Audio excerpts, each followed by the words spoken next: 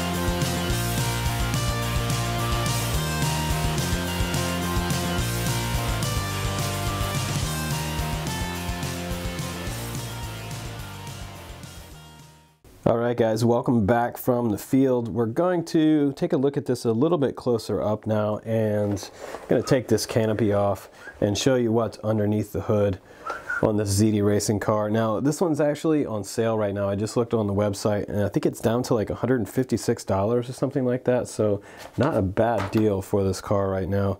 I had a lot of fun playing around with it in the park. I just ran it around on the dirt as hard as I could make it go for you guys, and we really wanted to see how much power and torque this 80 amp ESC had in here. Just 2 pins will release this canopy, so I'll go ahead and take that off for you and show you what's under the hood. Now it does have oil shock suspension here that are adjustable, and I was able to adjust those. I made them a little more dense so they could take some of their jump ramps, jumps that I did with my car. Let me go ahead and remove the hood for you and give you a look underneath here, and so you can see some of the specs and the components in here. This is that 80 amp ESC, and I'm not sure that this one's totally waterproof because it does have some exposed circuits and things out here and some exposed wires. The receiver does look like it's in a splash proof box, very standard for a lot of RC cars these days, and it does have quick release pins there. And it does have this antenna sticking out the very top. Let's go ahead and pull that top off for you. You can see that inside there. Not a real big receiver. And that's your 2.4 receiver from your radio. The control meters were about 200 meters out. And that's not too bad. That's pretty standard for most RC cars these days. Now, this motor is actually pretty powerful. It is a B3656 2700 kV brushless motor, and the cool thing about this is, if you can see really closely in here, those are metal gears inside there. So they did actually use metal gears and metal drive gears on this car. With something this scale, you almost have to use metal gears.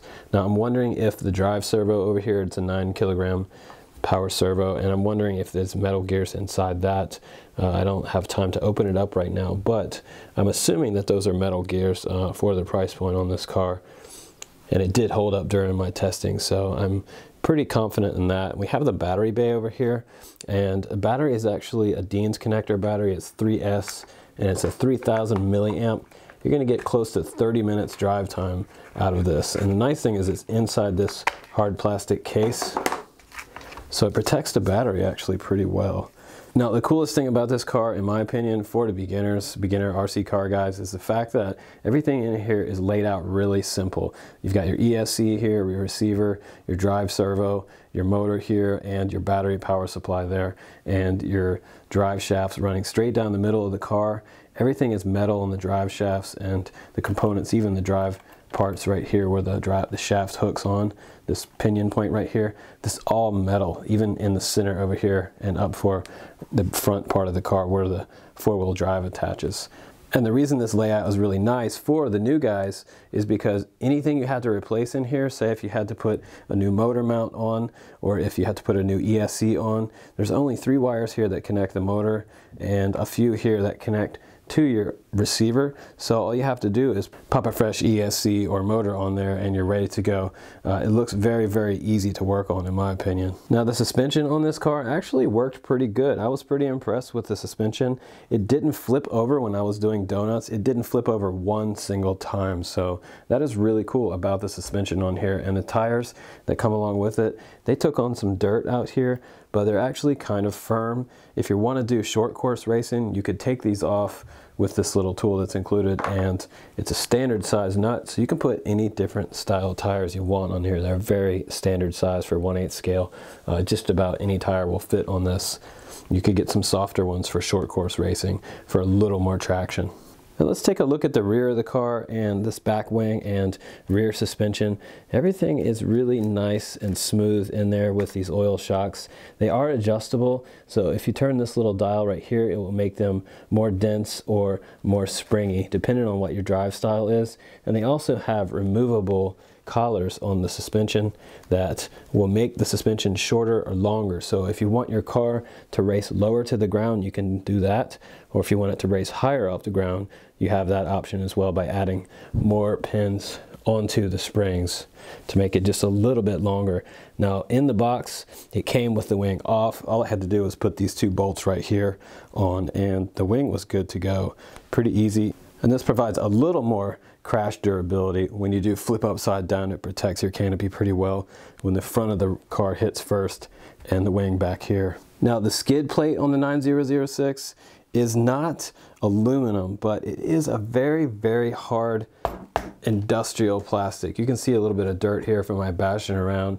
This did not even come close to cracking out there on the field, so that's actually pretty nice. Even off the jump ramp, it survived everything. Also, the suspension held up on the jump ramp. It didn't lock, or didn't have a single link pop off of either side. So 5 to 6 feet in the air, this thing held out pretty well.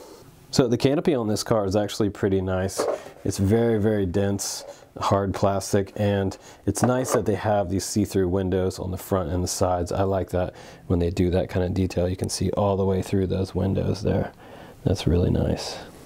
Now, some of the accessories that come along with this car are actually pretty nice because they give you some additional items that you might need after you bump it around a little bit. It comes with these extra 3M sticky tape foam that you can stick underneath the ESC on your car. If your ESC pops off, you have a couple extras there just in case you're bashing a little too hard. That's kind of nice.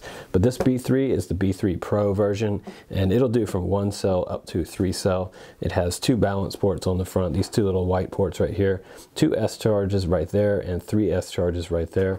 If you have a converter to 1 S battery, from a balance lead to a 1 S battery, you can charge a 1 cell on this one as well. So it's a pretty versatile compact charger, and if you are in the US, you will need the converter for this. I got the European Union version. You'll have to hop on Amazon.com to grab one of those. They're about $5.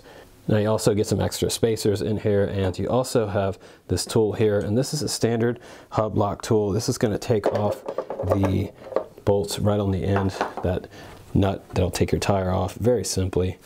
Just twist it to the left. Now you also get an antenna guide in here, and this will stick out the top of your car, give your antenna a little more durability if you choose to put it out the top. In my testing, I was able to go at least 100 meters away and not need this sticking out the top of the car. You also have an extra bind plug in here that is for binding up your receiver if you get a new receiver. And charging this battery, it actually took about 2.5 hours on this charger. If you have something faster like the Hobby King Quattro, this battery can charge in under an hour on 2.2 amps or 2.5 amps. And like I said, this is a 3S 3000 milliamp battery, and this will give you close to 30 minutes runtime on this car. That's not bad at all.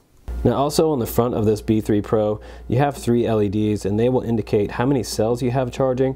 If I have my 3S battery on there charging, that will actually show me all 3 LEDs lit up, and if they're red, it's still charging.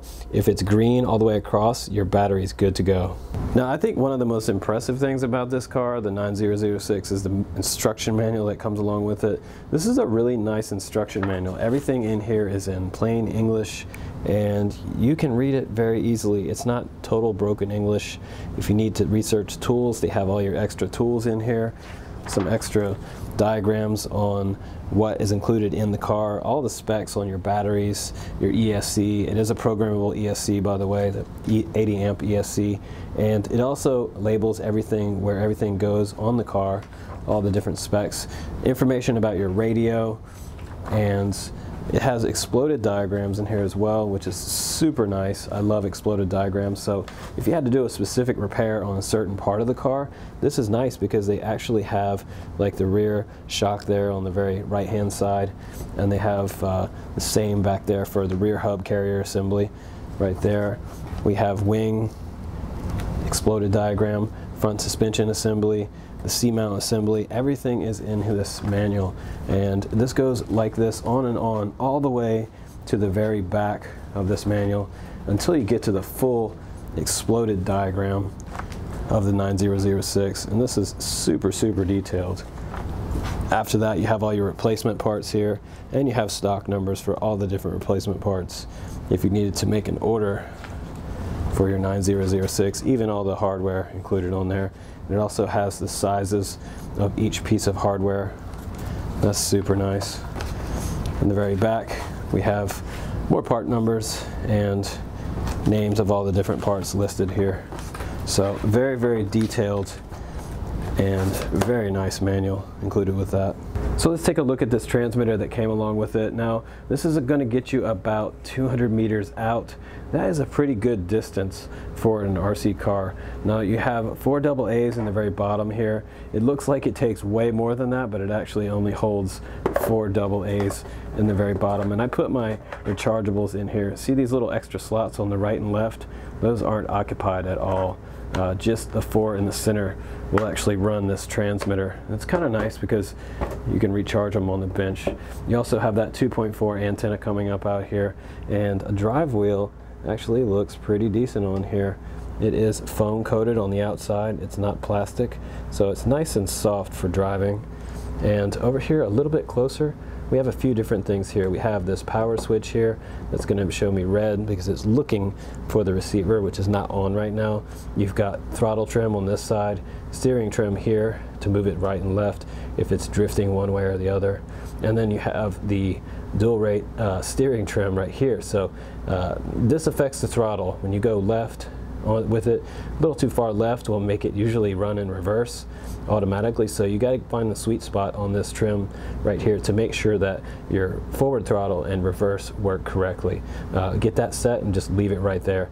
Now you also have reversing switches here for throttle and for your steering servo on the front of the car. But not a bad transmitter for the price on this 9006, not bad at all.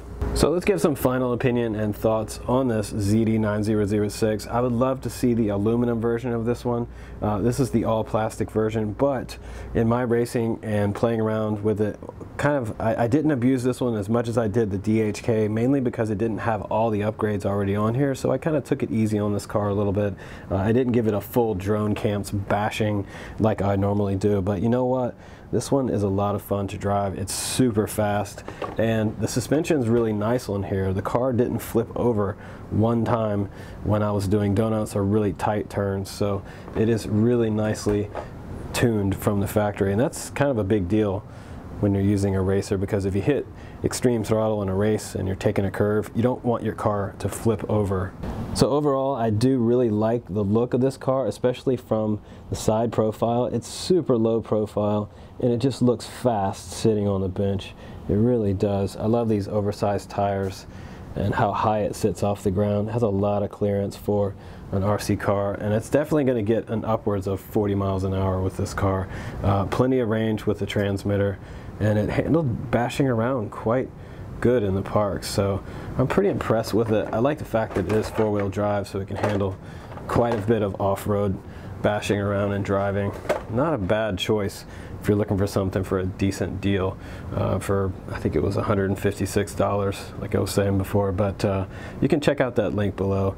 Anyway, guys, that's it for this RC car review. Thanks for watching this one. This one was a fun one for me, and I hope you liked it. Please do join up on the Drone Camps Quad Club, and I am Justin Davis. I will see you on the next one.